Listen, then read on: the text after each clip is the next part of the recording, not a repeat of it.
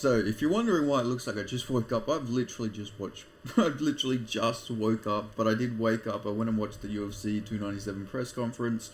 So let's just talk about that press conference. It was a very interesting one. Let's just say that. So Drekus and Sean Strickland are just cool now. There's no beef at all. Interesting to see because these two hated each other. They literally had a brawl, but now it's just like, it's like they're old mates. It's so fucking interesting. It's so bizarre to me, but that is the thing though. Guys will fight. We will have fights. Like, I've fought some guys who I still consider friends, and we just go back to normal like fucking nothing. It's just a guy thing to do. Like, I don't know why we're like that, but it is a guy thing. We do just happen to be able to, like, forgive each other pretty clearly. So I think that little brawl actually just made them have a bit more respect for each other. Like, as weird as it sounds, I was like, well, we've already scrapped a little bit. That was a technical scrap. Like, I don't mean it was like technique or anything, but they've scrapped. So it's like they felt each other's power and everything like that. So, there's less hatred there. I don't know, guys, we can do that shit. We can go and fight. But the thing is, they're going to fight again. So it's like, why are they being so nice? But still, I do like it. I like to see the respect. But, like, part of me really was wishing there'd be some trash talk there. But overall, not really an entertaining press conference, man. This is probably the least entertaining Sean Strickland press conference we've seen. It was still, some great moments. Sean Strickland comes out. I'm the first champion that's came out here and supported the Canadian fans. Even GSP ain't doing this shit like I am. The crowd loved him. The Canadian crowd was fucking in love with Sean Strickland. Like, he is a massive star. They love him. Anywhere you go in the world, Sean Strickland gets a cheer. The Canadians were losing their shit for Sean Strickland. It was pretty cool to see. They're all, yeah, fuck yeah, Sean. Like, they're all cheering for him. And he was loving it. Sean Strickland is a showman. He loves that crowd. Now, what else happened here?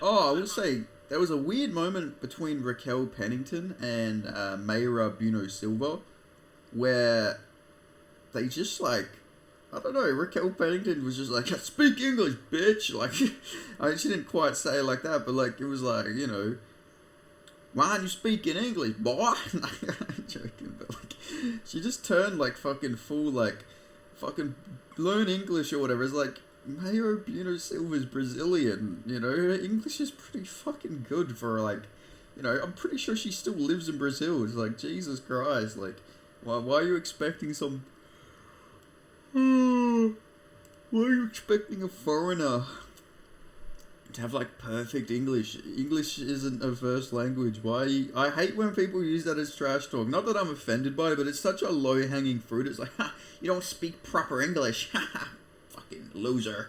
Like, I don't understand why fighters do that. It's like, learning a second language is hard. Like, why is that the trash talk route you're going down? Like, you don't even speak proper English. Like, I hate when people do that. It's such a low-hanging fruit. Fuck off. Leave them alone. Like, unless they're, like, fucking coming out there and they're speaking, like, fucking absolute gibberish. Like, Mayra Buno Silva was making sense. Yeah, her sentence wasn't like the, she was a bit confused on what she was saying, but she got it out. I clearly understood what she was saying. It's like, I don't know. I feel like that's such a low-hanging fruit. You'll see many fighters do it. I think Israel Adesanya used it against Paulo Costa, even though Paulo Costa has really fucking good English, all things considered. Luke Rockhold's used it as well, and, Luke Rockhold's a fucking meathead. Like, Luke Rockhold comes out, he's like, I can't fucking understand you. That sounds more like Jesse on Fire, but he's like, I can't fucking understand you. And he's just going on and on. It's like, Shut the fuck up, man. I hate when people do that. It's not even like an offensive thing where like, oh, you xenophobe. It's like, it's just like, come on, there are so many better things you can get them for trash talk on. The fact that you're speaking another language that isn't their first language is like, you gotta respect that, for fuck's sake. But anyway, sorry, I'm just dwelling on that a little bit. There was a bit of trash talk. Mayor Bruno Silva just saying, you ain't UFC level. You ain't UFC level. You are not UFC level. We're going to find out if you are UFC level. Like, they had that little exchange there. Raquel Penning's like, we're gonna find out. You know, we're gonna find out. It's like, you know, it's just an interesting little thing that's going on there. But what else happened on this? Movsar Evloev didn't even need to be on stage. He didn't get asked a single fucking question. I think Marc-Andre Barriol did answer some sort of question, I think. I don't know if he got asked it, but he did have something to say with him and Mike Malott, just like, yeah, Canada, yeah, fuck yeah. Yes, and then you had like Marc-Andre, yes, I am representing Canada, yeah. It's like, yeah, like, cool. That was a cool moment, I guess. You know, Mike Malott, Marc-Andre Barriol, the fucking English Canada and French Canada standing together to fight the fucking almighty America. But then Arnold Allen, at the end, I think he only got asked like one question.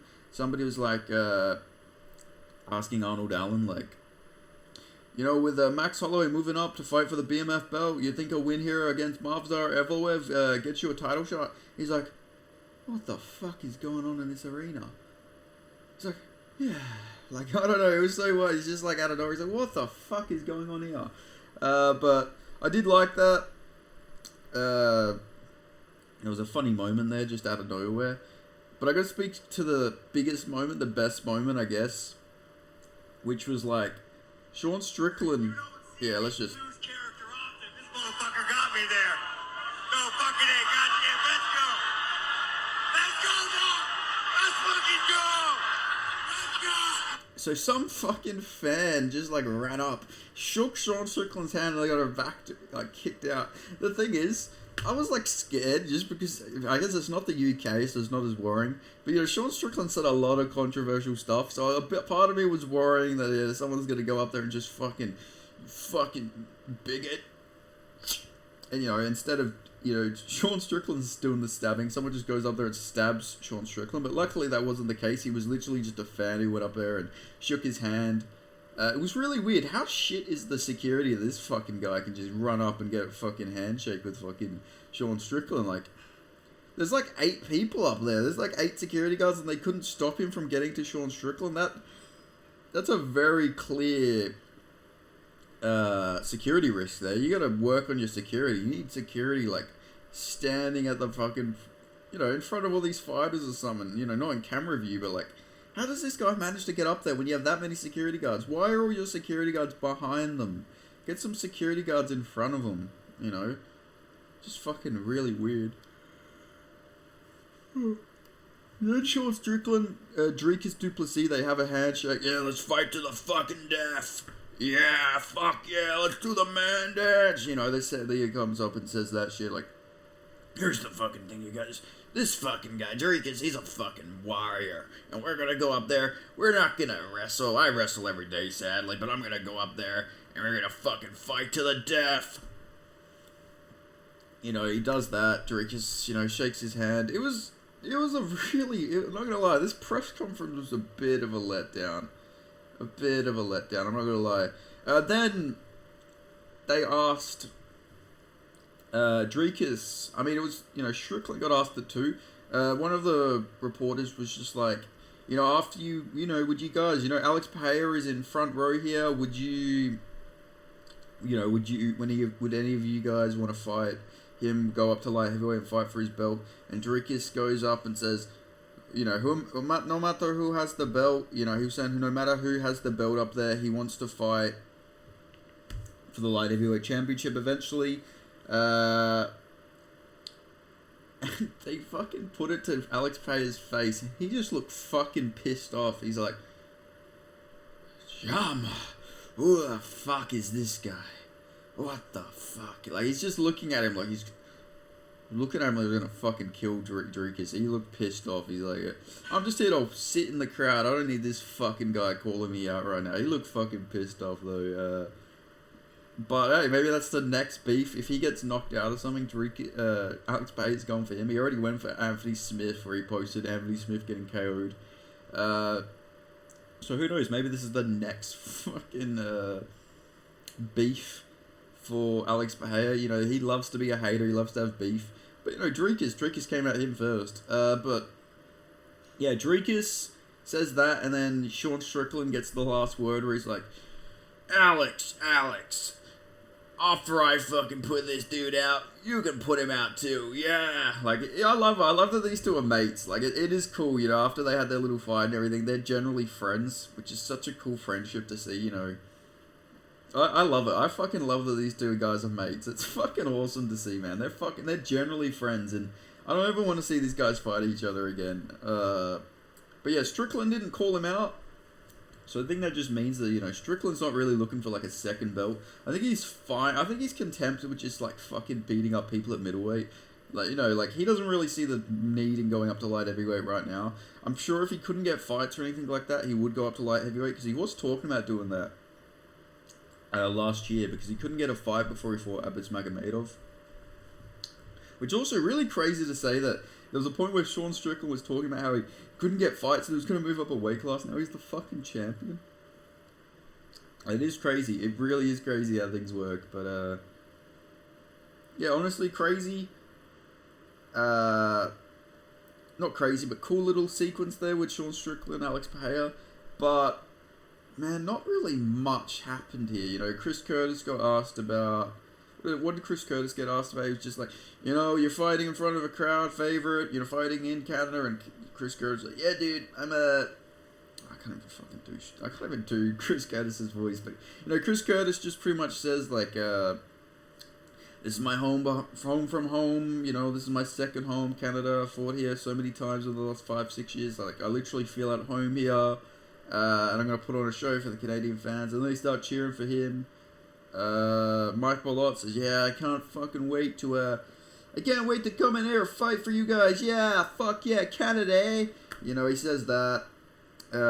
What even fucking else happened? This press conference wasn't very good. Let's just say it wasn't horrible, but it was not as entertaining as I was hoping. But, you know, at the end of the day, the fights will be good at least. Oh yeah, Neil Magny got booed to fucking smithereens. Neil Magny's like, yeah, if somebody asked you fought Argentines in Argentina, you fought, you know, etc., etc. You fought people in their home country, homeland. He's like, yeah, I've, Jesus Christ, that's not Neil Magny. Neil Magny's more like, I fought, I can't even fucking do it. He was just pretty much saying, you know, I fought people in their homelands and their backyards and people in their hometowns, and I've beat them all, and I'm going to come here and I'm going to disappoint the crowd again. Everyone, boo! Fuck you, Neil Magny! Like, everyone was just booing Neil Magny. I feel so bad for Neil Magny. He's not an entertaining fighter. I don't like his fight style, but, like, Jesus Christ, he seems like such a nice guy. And the last fight, he got fucking absolutely abused in front of a fucking crowd. Like, that was a hate crime. Fucking Ian Gary committed a hate crime against Neil Magny there. And now we got him getting absolutely booed by the Canadians. I thought Canadians were meant to be nice. Even the Canadians don't like fucking Neil Magny. Poor fucking bloke.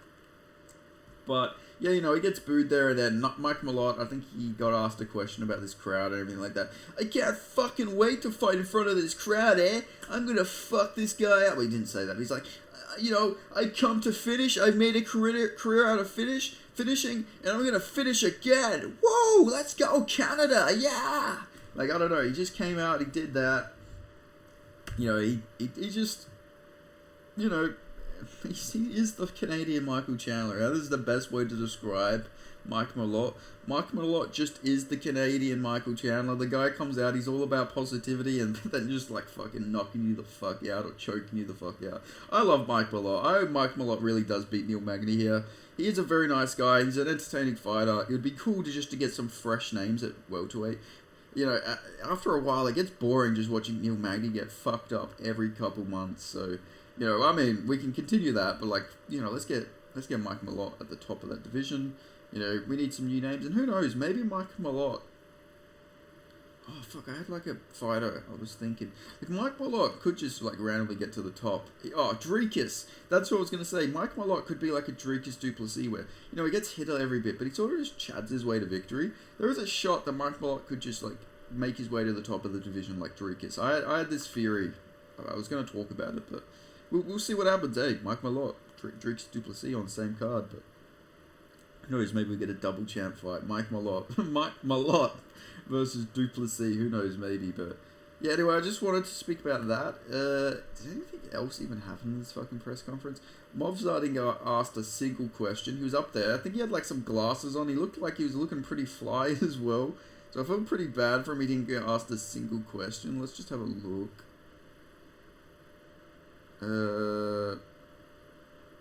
Like, I'm pretty sure he got, like, dripped up and everything, and nobody asked him a single question. Like, that is pretty sad when you think about it. I just got an ad for the UFC, so I can't even check. Like, surely as a journalist, they need to, like, say, well, we got Movzar Evloev standing up there. We should probably have a question for him. They could have asked him about the Sneeko shit, how he said he married his wife when she was, like, 17, which seemed to piss people off. Oh wait, maybe he didn't look as... Maybe he wasn't actually as...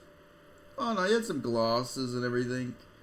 Or were they just... Yeah, like he had some Sigma type glasses. They actually looked like Sneeko's glasses. He actually... But yeah, there was like a whole thing with Movzar Evloev, like, because he married his wife when she was 17 and he was like 20, something like that. Yeah, different culture, I guess. But like, people really lost their shit over it, calling him a nonce. But... it's obviously a little weird, but I'm pretty sure it's illegal even in, like, Canada and America, so, I don't know, they should have asked him about his comments with Sneeko, but nobody even asked him about that. That would have created some headlines, but nobody asked it. I guess, only Sean Strickland gets called out for his comments. But, yeah, that was pretty much it, man. Not a very entertaining press conference. Nothing crazy really happened. Oh, actually, no, sorry, I forgot. They asked... Oh, this was probably the best moment, actually. So, they asked Dreekus and Sean Strickland, Izzy's come out and said that he's got Dreekus winning this by submission. What are you guys' thoughts on that? And Dreekus was just like, Israel Adesanya is irrelevant right now. He went on a holiday and he fucked off or whatever. He says, he doesn't matter right now. It doesn't matter what he has to say. And then... Sean Strickland. Here's the fucking thing. Izzy can fuck off, that fucking little bitch. Fuck Izzy, fuck him. I fucking beat the Chinaman. I could have gone in there and taken him down, but I beat him like a man.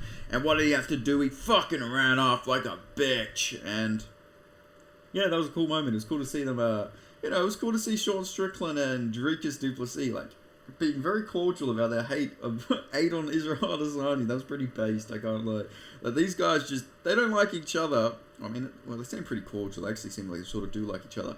But they don't give a fuck. They just hate Izzy. I love it. I fucking love it. Fucking absolutely based.